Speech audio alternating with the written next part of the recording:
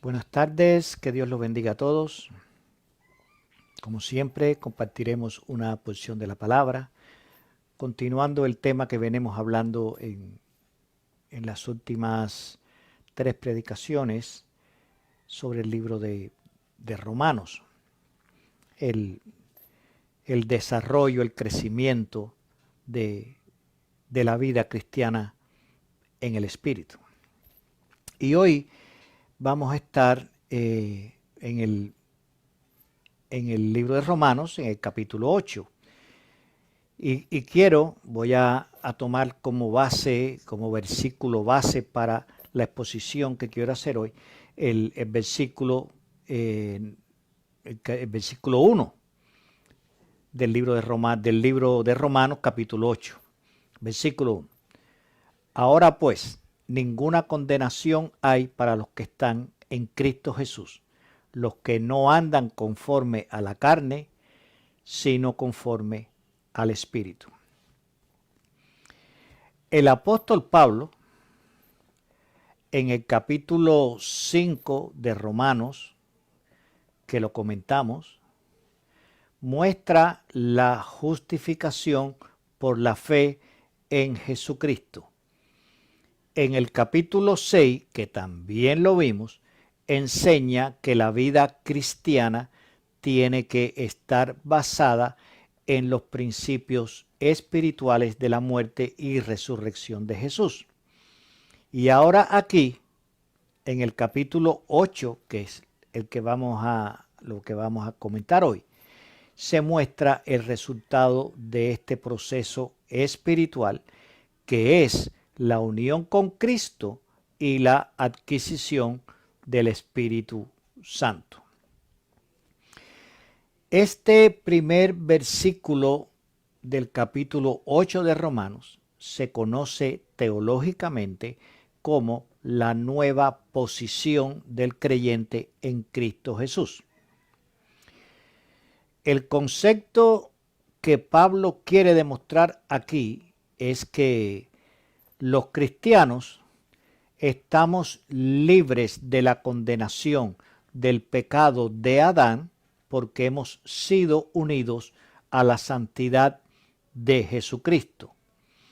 Antes andábamos en la naturaleza carnal de Adán, pero ahora hemos adquirido una nueva posición en Cristo Jesús, con una nueva condición conforme al Espíritu de Dios. Por eso es que dice, así pues, ninguna condenación hay para los que están en Cristo Jesús, los que no andan conforme a la carne, sino conforme al Espíritu. Nuestra nueva posición es porque estamos en Cristo Jesús y la nueva condición es conforme al Espíritu.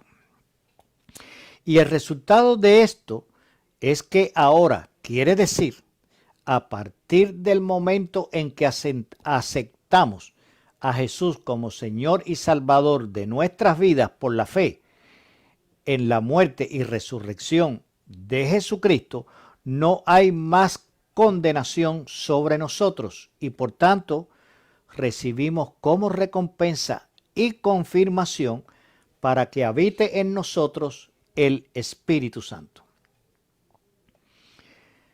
que es una gran bendición, que es el que nos guía, el que nos fortalece, que es el que hace la obra de Dios en nuestra vida. Es el que produce un proceso muy importante en la vida del cristiano, que es la regeneración.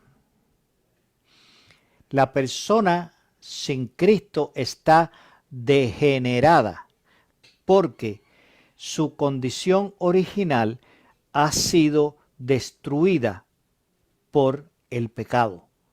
Pero Cristo produce en nosotros un proceso de construcción espiritual que se llama la regeneración, que nos vuelve a traer a nuestra condición original delante de Dios, que es la santidad espiritual. Por eso es imprescindible tener el Espíritu Santo. Hoy en día, cuando vemos tantos cristianos carnales, vemos tantos cristianos culturales, vemos tantos cristianos superficiales, es porque no tienen la presencia del Espíritu Santo en su vida, obrando el proceso de la regeneración. Por eso están tantos tiempos, infinidad de tiempos en la iglesia y nunca cambian, porque no tienen el Espíritu Santo. Este Espíritu Santo de Dios viene a nuestra vida para convertirse en nuestro ayudador. Y quiero hacer notar aquí una diferencia. No dice la Biblia, Pablo no dice que viene como nuestro ayudante para recibir órdenes de lo que queremos hacer y cómo lo queremos hacer, sino, dice Pablo, que el Espíritu Santo viene a nosotros como ayudador para asistirnos en el cumplimiento de los requisitos y propósitos de la nueva vida cristiana que acaba de llegar a nosotros cuando hemos aceptado a Jesucristo como Señor y Salvador y recibimos el Espíritu Santo. Ese Espíritu Santo en nuestra vida es el ayudador, viene a ayudarnos a cumplir con los requisitos de la vida cristiana. No es un ayudante para darle órdenes. Hazme esto, hazme aquello, tráeme lo otro, ve aquí, ve allá. No, el Espíritu Santo está para ayudarnos a ser cristianos verdaderos. El Espíritu Santo no está a nuestro servicio. Nosotros somos los que estamos al servicio del Espíritu Santo. No podemos invertir los términos porque entonces fracasamos. En ningún lugar el ayudante, el que no sabe, es el que guía al que sabe, al operario, al que sabe, al que conoce. No es así. El que sabe es el que dirige. Y el Espíritu Santo es el único que nos guía porque es el único que conoce el camino que lleva a Dios. Por eso tenemos que guiarnos por el Espíritu Santo, porque es el único que sabe el camino, es el único por donde podemos tomar para llegar a Dios. No podemos darle órdenes al Espíritu Santo. Espíritu Santo, yo quiero ir a Dios, pero de vez en cuando tomándome una cerveza. Yo quiero ir a Dios de vez en cuando fumándome un cigarro. No, tienes que escuchar la voz del Espíritu Santo que te dice, santifícate, limpia tu vida, porque eres templo del Espíritu Santo. Y el Espíritu Santo de Dios, como es lógico, no se siente bien entre el humo, la nicotina y el alcohol. Por lo tanto, si tú quieres que el Espíritu Santo habite en ti, que te ayude, que te guíe, que te fortalezca y que te levante, tienes que limpiar tu vida de vicios, de cosas que desagradan a Dios. Esa es la función del Espíritu Santo. Déjalo hacer, déjalo trabajar. No seas un obstáculo en la obra de Dios que el Espíritu Santo está en tu vida y quiere llevar a cabo. Déjalo hacer. Quítate del camino y déjalo que sea Él el que vaya adelante. La primera de estas ayudas es la adopción. Está en el capítulo, aquí en el versículo 15, que dice, pues no habéis recibido el espíritu de esclavitud para estar otra vez en temor, sino que habéis recibido el espíritu de adopción, por el cual clamamos, Abba, Padre. Después de adquirir la nueva naturaleza por el perdón, la justificación y la vida bajo los principios espirituales, es el próximo paso, ser adoptados como hijos para tener derechos hereditarios en el reino de Dios junto con Cristo. porque lo repito, como el apóstol Pablo en Filipenses capítulo 3 versículo 1 lo dijo: a mí no me es molesto repetirles las mismas cosas y para ustedes es seguro. Pues yo no me canso de repetirlo. El objetivo de ser cristiano es la salvación espiritual de nuestra alma para poder vivir en la presencia de Dios eternamente en el reino de los cielos. Por eso necesitamos, a través de todo este proceso, ser adoptados como hijos de Dios para poder heredar junto con Cristo el reino de los cielos. Y quiero recordar algo aquí, que es un detalle que muchas veces no se tiene en cuenta, pero que es necesario hacerlo notar. Dios no necesita adoptarnos porque Él ya tiene un hijo, Jesucristo. Pero como creación suya, Él nos ama infinitamente y por su gracia y por su gran misericordia hacia nosotros, proveyó un medio, un método, un proceso, una manera para poder restablecer nuestra relación con Él y llamarlo Abba Padre. Llegar a Dios y decirle: papito, mi papá, papi, pipo, Abba Padre. Eso se logra a través de este proceso que hemos venido hablando en las últimas 3 predicaciones, y cuando cumplimos con el requisito de la adopción a través del proceso que opera el Espíritu Santo en nuestra vida. El versículo 16 dice que el Espíritu mismo da testimonio a nuestro espíritu de que somos hijos de Dios. La única manera que tenemos de saber si somos hijos de Dios es cuando el Espíritu Santo que está en nosotros nos lo revela. ¿De qué manera? Por nuestra relación con Dios. No hay otra manera de saber si eres hijo de Dios a no ser que el Espíritu Santo que está en ti, que está trabajando en ti, que te está regenerando, que te está santificando, te lo dejas saber. ¿De qué manera? Porque sientes la cercanía de Dios, porque comienzas a sentir que Dios está contigo, porque comienzas a sentir esa seguridad espiritual que únicamente estando cerca de Dios podemos sentir. El Espíritu Santo es el único que nos puede dejar saber que nos hemos convertido en hijos de Dios. La segunda ayuda que nos da el Espíritu Santo es que nos da una nueva esperanza.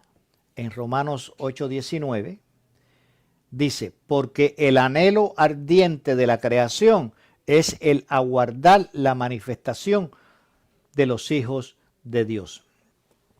Esta nueva esperanza es la gloria venidera, el futuro redentor que se manifestará en la creación y en los hijos de Dios. Cuando Jesucristo regrese a la tierra, toda la transformación que Él va a hacer se va a ver en la creación y también en nosotros, los hijos de Dios. Y esa es una nueva esperanza. Antes de conocer a Jesucristo, nuestra esperanza termina en un funeral y un entierro.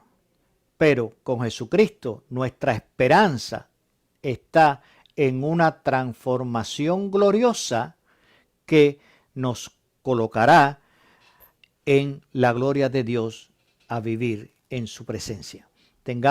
Siempre tengamos presente que la misión, y esto es importante, la misión a cumplir es aquí en la tierra, pero el galardón lo recibiremos allá en el cielo. A veces queremos que el premio a nuestra fidelidad, a nuestra consagración y a nuestro sacrificio por Dios recibirlo aquí en la tierra. Pero el galardón de nuestra fe, de nuestra consagración, de nuestro sacrificio, es en el cielo. Nuestra expectativa es celestial, no terrenal. No somos cristianos para vivir bien en esta tierra. Somos cristianos para lograr la vida en el cielo, en la presencia de Dios. No se olviden de eso, no se desenfoquen de eso. Eso es vital en el cristianismo. Nuestra esperanza es celestial, no terrenal. Jesucristo no vino a la tierra a hacer rico a nadie. Jesucristo no vino a la tierra a ser exitoso profesionalmente a nadie. Jesucristo vino a darle a los hombres la oportunidad de ser salvos espiritualmente. El libro de Romanos, los capítulos que hemos hablado, todo lo que venimos hablando, está poniendo de relieve la importancia de la espiritualidad. Tenemos que ser espirituales, pero no podemos confundir espiritualidad con espiritismo. Eso es diferente. Espiritualidad es la presencia del Espíritu Santo en tu vida. Porque ese es el que te va a regenerar, es el que va a poner en tu vida estas ayudas espirituales para que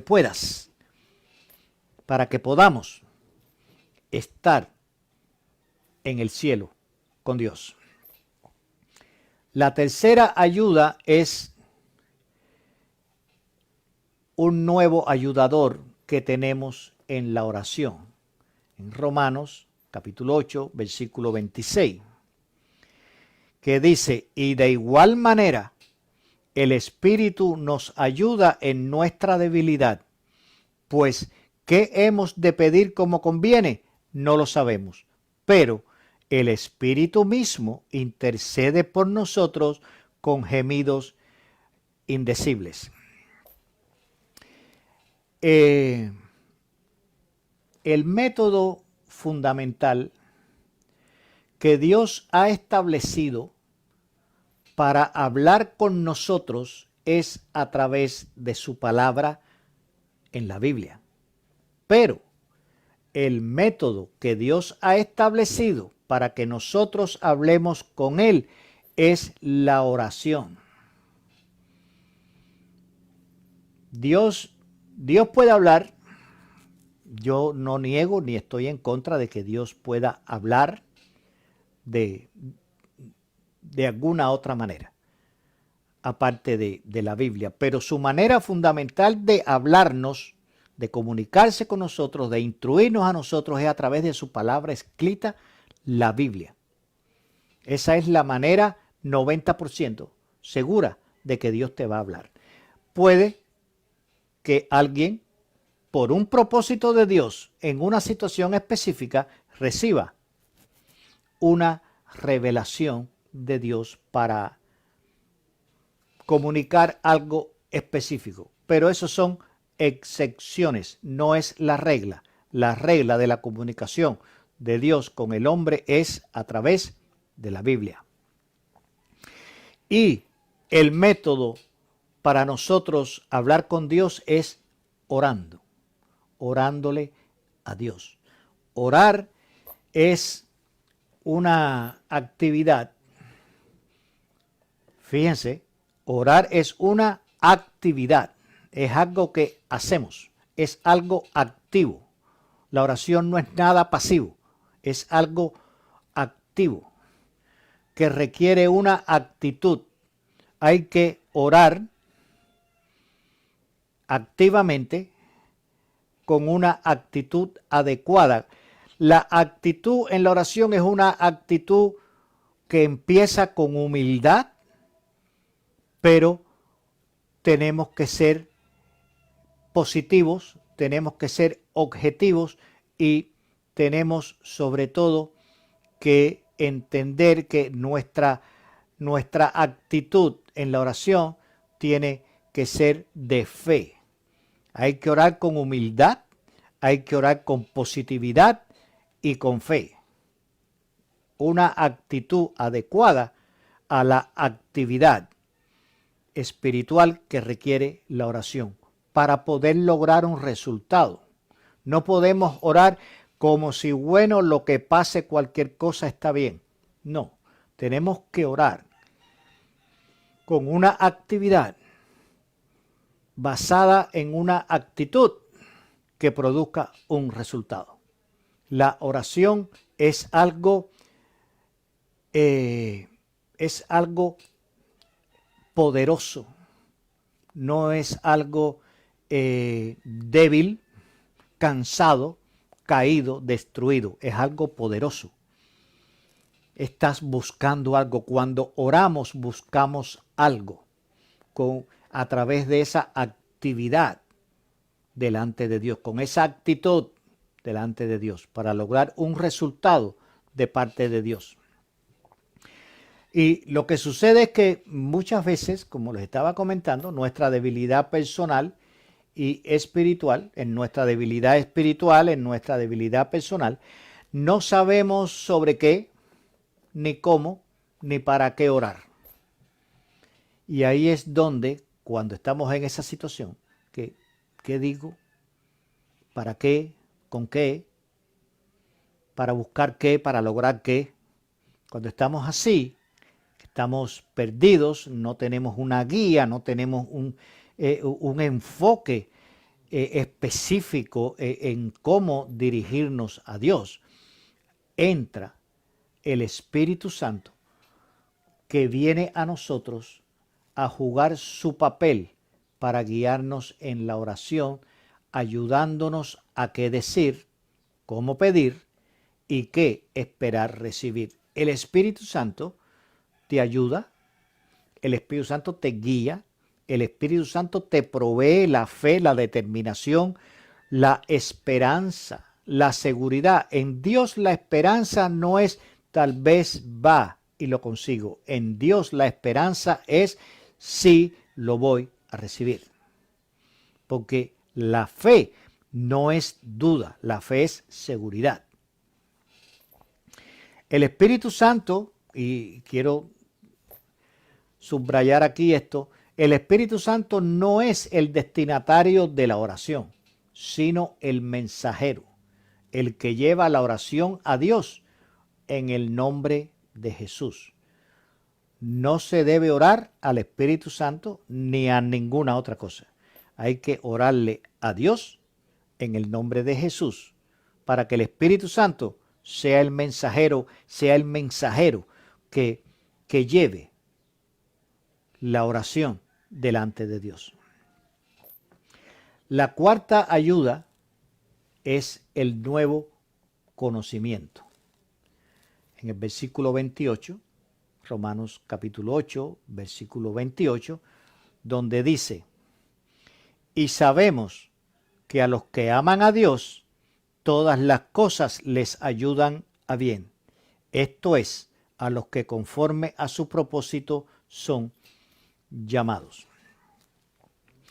Esto no significa, como tal vez podamos imaginar o como que algunas veces nos puedan decir o podemos escuchar a alguien diciendo, esto no significa que todas las cosas son buenas ni que van a ir bien. Eso básicamente, si vamos a la Biblia, la enseñanza es que los tiempos irán empeorando cada vez más.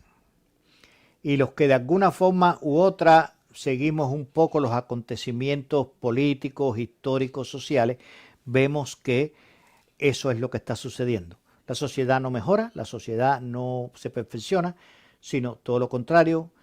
Lo que sucede es que vemos las cosas empeorar.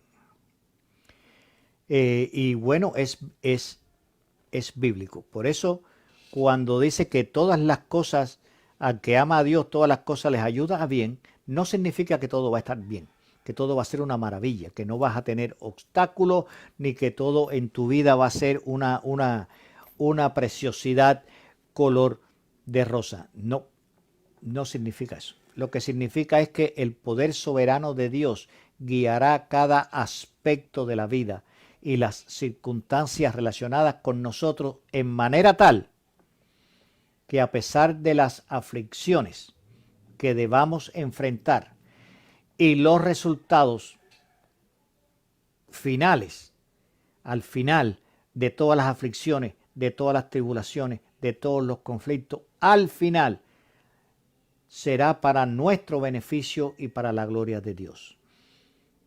No necesariamente todo va a ser bueno, pero sí, en medio de todas esas dificultades, las cosas se van a arreglar de manera tal que van a ser para nuestro beneficio y para la gloria de Dios.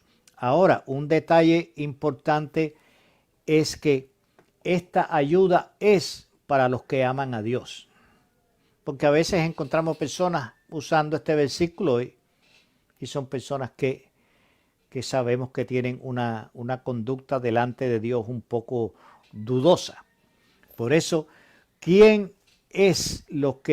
¿para quién es esta ayuda? Para los que aman a Dios. A los que aman a Dios, todas las cosas les ayudan a bien. Esta promesa es para los que aman a Dios. ¿Quiénes son los que aman a Dios? Los que guardan sus mandamientos. ¿Estás guardando los mandamientos de Dios? ¿Estamos guardando los mandamientos de Dios? ¿Estamos protegiendo los mandamientos de Dios con nuestra actitud para que entonces se cumpla esto en tu vida? Que las cosas te ayuden a bien. No que todo va a estar perfecto, sino que Dios va a estar obrando de manera tal para que recibas el beneficio que tú necesitas. Y finalmente tenemos la nueva meta, que es el último. Y finalmente la nueva meta, Romanos 8:29. Porque a los que antes conoció, también los predestinó para que fuesen hechos conformes a la imagen de su Hijo, para que Él sea el primogénito entre muchos hermanos. Ser hechos conformes a la imagen de su Hijo. Este es el propósito supremo de Dios con todos los seres humanos.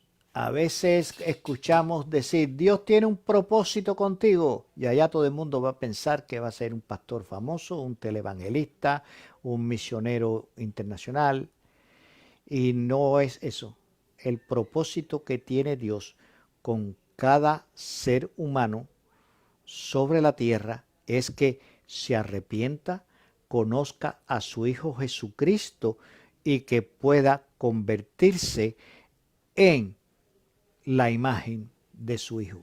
Ese es el propósito real que tiene Dios con todos los hombres. Dentro de ese propósito, puede que te conviertas en un pastor famoso, en un evangelista de la televisión, en un misionero de renombre. Todo eso puede ser. Pero ese es el ministerio. Ese no es el propósito. El propósito es que conozcas a Jesucristo, te arrepientas, lo aceptes por fe como tu Señor y Salvador, que seas obediente, que te consagres a Él para que puedas convertirte en una imagen, imitar su ejemplo. Tenemos que imitar el ejemplo de la vida de Jesucristo para poder convertirnos en la imagen de Jesucristo. Ese es el propósito supremo de Dios con todos los seres humanos, que imitemos el ejemplo de la vida de su Hijo Jesús, que obedezcamos sus enseñanzas y que le demos toda la gloria y toda la honra a Él. Dios ha preparado un camino que nos lleva a una nueva posición en Cristo Jesús. Antes estábamos en la carne, en el mundo, en el pecado. Ahora estamos en Cristo Jesús, donde no tenemos ninguna condenación porque andamos conforme al Espíritu. Dios nos está hablando claro a través del apóstol Pablo aquí en el libro de Romanos. Tenemos que retornar, tenemos que tomar el Espíritu Santo, la vida espiritual. Esto es importante. Los asuntos espirituales son mucho mejores que los asuntos materiales. Las estrategias en la iglesia no deben ser materiales. Un caguach, un no sé qué cosa. Vamos a vender, vamos a hacer una venta. Las estrategias en la iglesia tienen que ser espirituales. Vigilias, cadenas de oración, predicar la palabra de verdad, la de la palabra. Llamar a las personas al arrepentimiento. Eso es lo que Dios está diciendo. Hay que ser espirituales y no carnales. Porque mientras que seas carnal, no estás en Cristo Jesús, sino que estás en el pecado. Tienes que comenzar a vivir conforme al Espíritu para que entonces estés en Cristo Jesús y tengas esa nueva posición que es la que te va a otorgar la presencia del Espíritu Santo en tu vida para que puedas pensar, decidir y actuar de manera espiritual. Sigamos el Espíritu, guiémonos por el Espíritu y vivamos en el Espíritu. Que Dios los bendiga, mis hermanos. Oremos. Señor y Dios Padre que estás en el cielo, santificado sea tu nombre, Padre. Necesitamos que tu voluntad espiritual sea la que se haga en nuestra vida, Señor. Necesitamos, Padre, que tú nos reveles espiritualmente la conducta que debemos asumir para poder ser imagen de Jesucristo. Queremos imitar a tu Hijo Jesucristo para poder ser adoptados como hijo tuyo, para poder ser heredero junto con Jesús del reino de los cielos y estar en tu presencia, Señor. Bendícenos, Padre, te necesitamos, Señor. No somos nada sin ti. Oh sí, Padre, en esta hora, Dios bendice todas las personas, Señor, que estén necesitadas de cualquier cosa, Señor. Obra en ellos, Padre, envía tu Espíritu Santo. Regenera las almas, Señor. Muéstrale tu camino, Padre. Sí, Dios, te lo pedimos, Padre, en el nombre de tu Hijo amado Jesús. Amén, amén, amén. Muchas gracias y como siempre les digo, muchas bendiciones y nos vemos en la próxima meditación de la palabra.